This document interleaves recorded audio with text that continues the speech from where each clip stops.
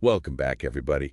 Ready to deep dive into another fascinating topic with me today. You know it, always ready for a good deep dive. Fantastic. So it looks like we had quite a few requests to take a closer look at this film called The Book of Clarence. Oh yeah, this one's been generating a lot of buzz. I've been hearing about it too. Definitely piqued my interest, Yeah. especially after checking out that movie ticket review. They seem pretty impressed, calling it a, well, let me just quote them here, fresh take on faith set against, classic biblical backdrop, 8033 Jerusalem, all that good stuff. Right, right. Big shoes to fill with that setting. Exactly. But here's the thing that really caught my eye. They also highlighted the humor woven into, into this serious, religious setting. Yeah, I noticed that too. Sounds like an interesting combo. Yeah. I'm curious, what do you think about that? Trying to balance those two elements, comedy and, I guess, the gravitas of the whole biblical, epic. Well, it's a tough line to walk, for sure. I mean, you've got this weight of history, the seriousness of the religious themes, but then you introduce comedy, which can be, often it's used to lighten things up, right?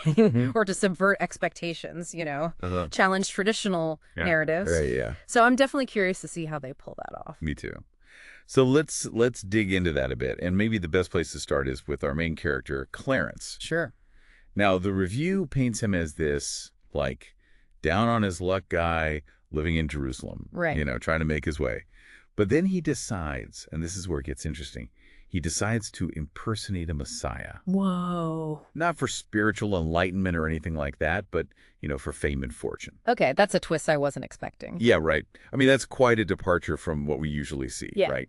The typical biblical protagonist. Yeah. What do you make of that choice? What does it tell us about him? Well, it definitely raises some big questions about his motivations, his understanding of faith. Is he a true cynic, or is there something, a deeper longing underneath that kind of facade? Yeah, yeah. I mean, it makes you wonder what his journey is going to be like, Is he going to be changed by this experience, or is he just, is he going to double down on the con? Yeah, good question. And I think the review seems to hint at that complexity, especially when they talk about LaKeith Stanfield's performance. Oh, yeah, he's a fantastic actor. Yeah, they say he brings a mix of charm and cynicism to the role.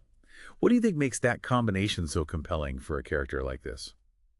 Well, I think cynicism, sometimes it can be a defense mechanism, Yeah. A way to protect yourself from disappointment or just disillusionment. But when you pair that with charm, it suggests that there's still a glimmer of hope there, Yep. a possibility for redemption. So it makes you wonder if Clarence is, maybe he's not a lost cause. Maybe there's still a chance for him to find his way, Yeah, I like that. I like that a lot. It's like that charm is kind of peeking through those cracks, those cynical cracks. Exactly. And it sounds like the film doesn't shy away from those more challenging questions either. The review mentions this balance they strike between comedy and drama. Even gives examples. Like 1 minute Clarence is attempting to perform a miracle. The next he's dodging Roman soldiers trying to, escape capture. Yeah.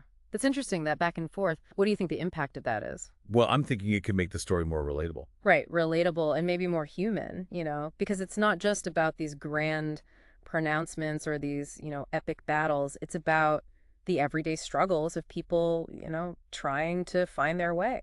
Yeah, totally. And speaking of those individuals, let's not forget about the supporting cast. Oh, yeah, the cast is incredible. I mean, we've got Omar Sy playing Barabbas, James McAvoy as Pontius Pilate. Iconic figures portrayed by some seriously talented actors. Yeah, talk about star power. So how do you think, do you think their involvement elevates the film? Yeah. Beyond just a good story? Oh, absolutely. Just their presence adds a certain weight and credibility, Yeah. But I think, more importantly, they bring a chance to see these characters in a new light. We've seen Barabbas and Pilate depicted so many times, right?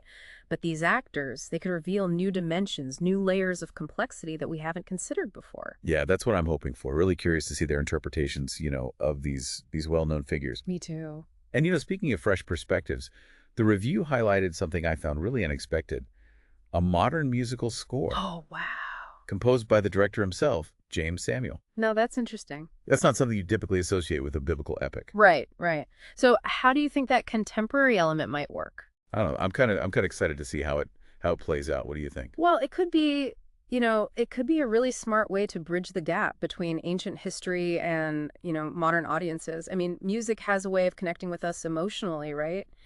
And by using a modern score, the film could resonate with people in a way more visceral way than if I had a more traditional score. It can make the story feel immediate and relevant, even though it's set centuries ago. Yeah, yeah, it's like the music is a secret ingredient, Yeah, just adding another layer of depth and meaning to the whole experience. exactly. And then there's the cinematography, which they were raving about it, called it visually stunning, bringing ancient Jerusalem to life, like in vivid detail. Oh, I love when they pay attention to that kind of stuff, the visual aspects. Yeah, it sounds like they really went all out to create a really immersive experience, Yeah.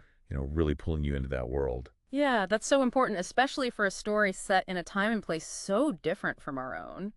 Right, right. And I think that's what MovieKaTicket was picking up on, when they praise the unique narrative and the performances and, just the overall impact. They even called it both entertaining and reflective.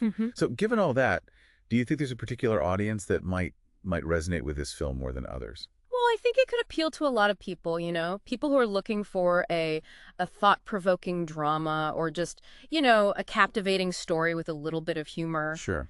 But I have a feeling it might really connect with people who are wrestling with their own faith, their own search for meaning. Ooh, that's a great point. It's like the Book of Clarence is offering us a fresh, funny, and thought-provoking take on a story we thought we knew. Yeah. I'm definitely adding it to my watch list. What about you? Oh, for sure. I can't wait to check it out. Okay, so on that note, I have one final question for you and for our listeners out there.